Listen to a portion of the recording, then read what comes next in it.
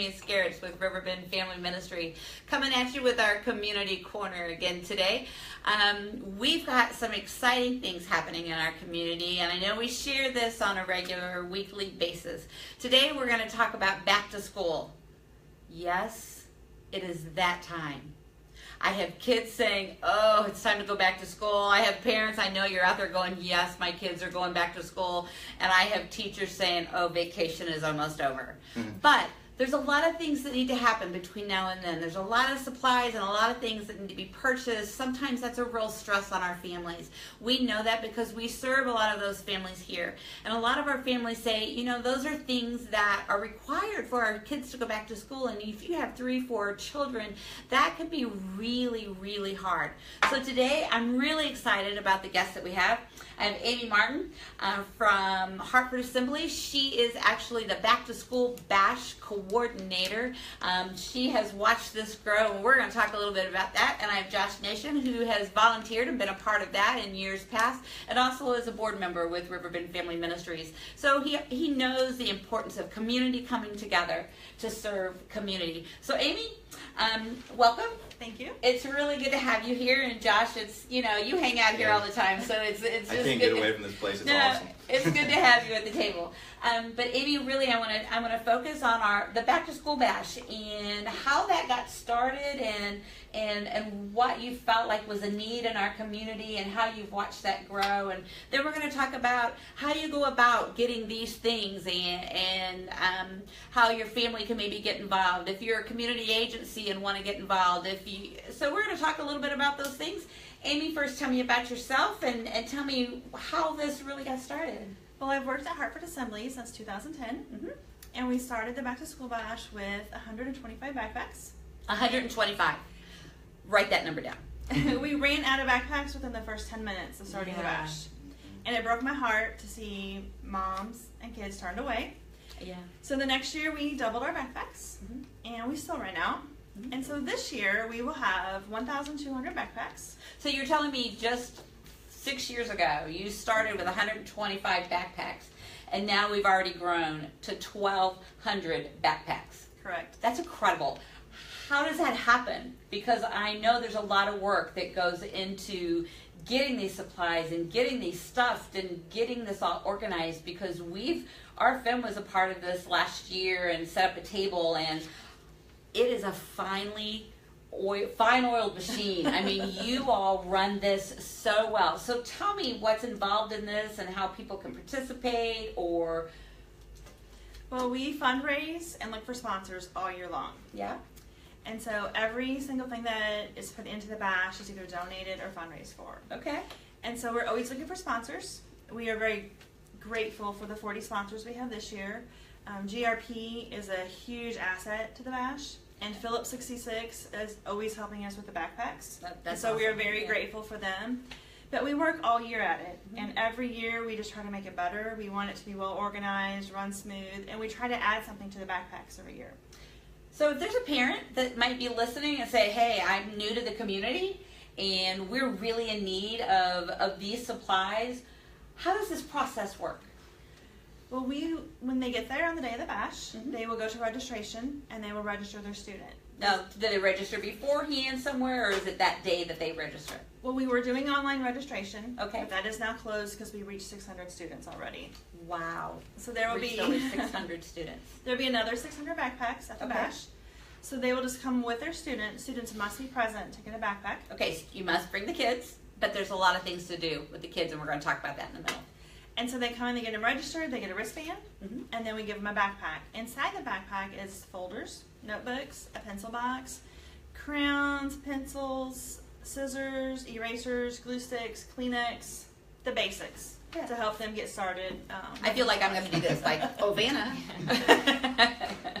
But it's a good start on their supplies that they're going to need for school. It really is a good start, because those things, that money can add up. Backpacks are not cheap. No. And school supplies are not cheap, especially when you have multiple children. And then you have school fees and book fees and uniform fees and locker fee. You have all of those other things that add up. So by you being able to relieve some of the stress of that, and it's really become this community event So tell us sort of the day. They come in, they register, they get their band, and then what can a student and what can the parents expect for that day? For the rest of the day, everything there is free. So the students can get their haircut, a vision screening, a dental screening. There is food, there's cotton candy, there's snow cones and popcorn, there's bounce houses, a petting zoo, pony rides. Okay, they're going to have a petting zoo this year. That's awesome. All right, I may not be at my table most of the time. I just may go be like petting like the goats and the rabbits and things. So. There's face painting, there's games. And all of this is free. All of it is free. We want the families just to have a great day. And it's really because community has come together and Hartford has stepped up to provide these resources and just this day of fun for our kiddos. They can go back and get as many snow cones as they want. Yes. They can bounce in a bounce house as long as they want. They can get a free haircut. They get an eye screening. They get a dental checkup. And I know I saw last year where they walked away with toothbrushes and toothpaste. And who does that? Miles of Smiles. Miles of Smiles does that, and the Vision. The Vision is Crown Vision. And who does the haircuts? This year we have Sports Clips coming in to do them. That's amazing. And Josh, I know that you've been a part of this in years past as a volunteer, as a coordinator, helped with that. And so what does it mean to you? I know we talk a lot about community, serving community at Riverbend, because that's what we're about. We love pulling in our partners. We love pulling in people of the community that are just doing amazing things. And you guys, you just do it right. You've done it right, Amy, for a long time. It's organized. It really is a great gift to this community. So I want to thank you because I know what it is to put an event together and coordinate that and you do it well. So kudos to you. Kudos to your team. You guys have just, from 125 backpacks to 1,200 backpacks. I can't even say that. I get so excited. So, Josh, as a volunteer, what does that mean to you as a member of this community, a leader in this community? You've seen families come together. What does that mean to you? Well, the families that they're going to be impacting are the same families that we've been able to impact here Absolutely. at RFM. We send a lot of our families in the fall. It's really awesome that we're able to see that correlation within the community, within our ministries, within the organizations, like you said, GRP, Crown Vision, just the community coming together to help the vulnerable, the children, and the children and the families that need it in our community. And I have 2 children of my own, so going school shopping is expensive, and there's a lot of costs that are is incurred in that. So being able to alleviate that and help our families is a big thing. And I just love how I actually attended their church for quite a while, about 4 or 5 years, and I was involved in the fundraising and the.